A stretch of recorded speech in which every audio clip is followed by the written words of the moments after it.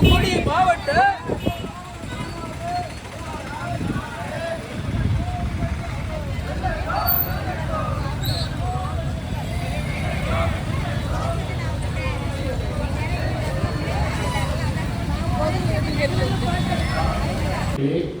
கிருஷ்ணராஜ் மாவட்ட ஏஐடிசி தலைவர் அவர்களே, பாலமுருகன் அவர்களே, பாபு அவர்களே, ஊருக்கு போக முடியல. 156 ஓட்டு தான் மக்கள் வந்து தலைவர், செயலாளர், பொருளாளர் வந்திருக்காங்க. தலைவர், செயலாளர், பொருளாளர் வந்திருக்காங்க அப்படின்னு என்ன அர்த்தம்னா, இந்த தமிழ்நாடு ஏஐடிசி கட்டட தொழிலாளர் சங்கத்தினுடைய படை வரிசையில் முன்னணி தலைவர்களாக இருக்கிற நீங்கள் வந்திருக்கு. நீங்க தான் அந்த படைக்கு வழிகாட்டுறவங்க, நீங்க தான் அந்த படையை வழிநடத்துறவங்க. நாங்க மேல இருந்து உத்தரவுகள் போட்டுருக்கிறோம் உங்களை பார்த்து. அதனால நீங்க தான் அந்த படை வரிசையினுடைய தளபதி. அதனாலதான் உங்களை மட்டும் வச்சு இந்த மாநாடு நடத்துறோம். இல்லைன்னா மற்ற கட்சிக்காரர் மாதிரி பெரிய இடம் பிடிச்சி பெரிய குடியிருக்கிறதுக்கு வசதி இருக்கா, வாய்ப்பு இருக்கா? எல்லாரும் கொஞ்சம் கௌரவமா துணிமணி போட்டுக்கிற அளவுக்கு இருக்காங்களா? அவங்க குழந்தைங்களை படிக்க வைக்கிற அளவுக்கு ஓரளவுக்கு அவங்க இந்த சம்பளம் சரியா போகுதா? நோய் நொடி இல்லாமல் இருக்க முடியுதா?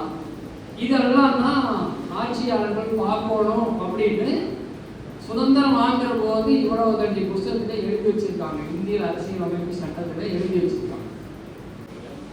ஏன்னா அவங்க அரசியல் பொறுப்பேற்கிற போது சத்தியபிரமாணம் எடுத்துட்டா வந்து பொறுப்பேற்கிறாங்க.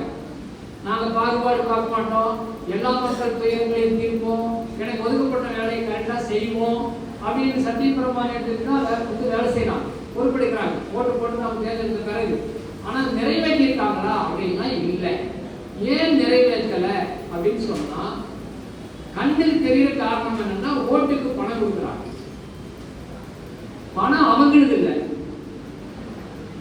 வேற யாரோ கொடுக்குறாங்க. பெரிய முதலாளிக்கு யாரோ பணம் கொடுக்குறாங்க, அதை வாங்கி நமக்கு கொடுக்குறாங்க. அவங்க ஓட்டை வாங்கி போய் உட்கார்ந்துடுறாங்க. வேலை நமக்கு செய்யாம பணம் கொடுத்தவங்க செய்யறாங்க. அதனாலதான் முதலாளித்துவ அரசு நடக்குது அப்படின்னு நாம சொல்றோம். என்ன கவர்மெண்ட் வந்தாலும் சரி, இந்த ஒன்றியத்தில், இந்த பஞ்சாயத்தில் அதற்கான வசதிகளை அரசு செய்து கொடுக்க வேண்டும் என்று நீண்ட காலமாக கேட்டுக்கொண்டிருக்கிறோம் என்று சொல்கிறார்கள்.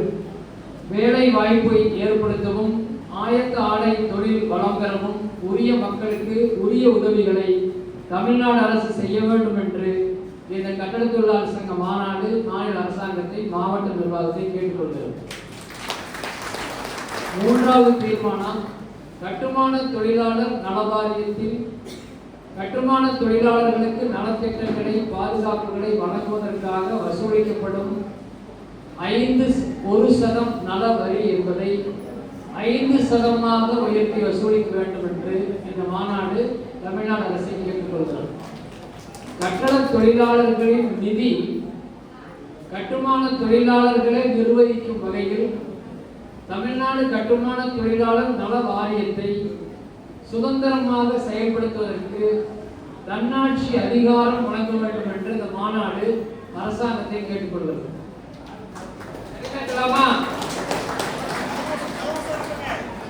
தமிழ்நாடு கட்டுமான தொழிலாளர் நல வாரியத்தில் வீடு கட்டுவதற்காக வழங்கப்படுகிற நிதி 4 லட்சம் போதாது, 10 லட்சமாக உயர்த்த வேண்டும் என்று மாநாடு கேட்கிறது. பணியிட விபத்து மரணத்தில் வழங்கப்படுகிற 8 லட்சம் ரூபாய் நிதி என்பது 20 லட்சமாக உயர்த்த வேண்டும் என்று மாநாடு கேட்டுக்கொள்கிறது.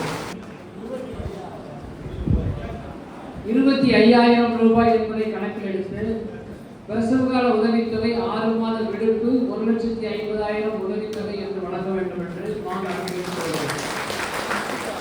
கட்டுமான தொழிலாளர்கள் பதிவு பெற்ற தொழிலாளர்களின் கல்வி உதவித்தொகை வழங்குகிற போது 2 குழந்தைகளுக்கு மட்டும் என்பதை நீக்கி குடும்பத்தில் உள்ள அனைத்து குழந்தைகளுக்கும் வழங்க வேண்டும் என்று மாநாடு கேட்கிறது.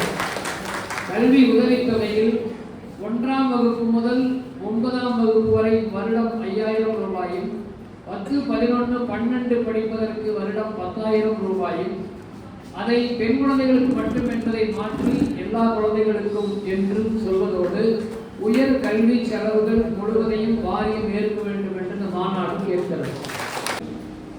கோயம்புத்தூர், ஈரோடு மற்ற பகுதிகளெல்லாம் பார்த்தீங்கன்னா ஊர் முச்சந்தியில் நம்ம தொழிலாளிகள் வந்து நிற்பாங்க.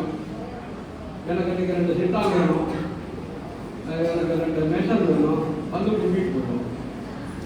அப்புறம் சாயந்தரம் வரும். இப்படி நம்ம வேலையே முச்சந்தில் அடிக்கிறது. நம்ம வேலை வாய்ப்பு முச்சந்தில் அடிக்கிற. இப்போ நமக்கு என்ன பாதுகாப்பு? ஒரு பண்டிகை வருது, வீட்டில் ஒரு தேவை வருது அப்படின்னா ஒரு வட்டி இல்லாத கடன் கொடுக்கணும், ஆர்வமா தர வேண்டும், இனாமா தர வேண்டும்.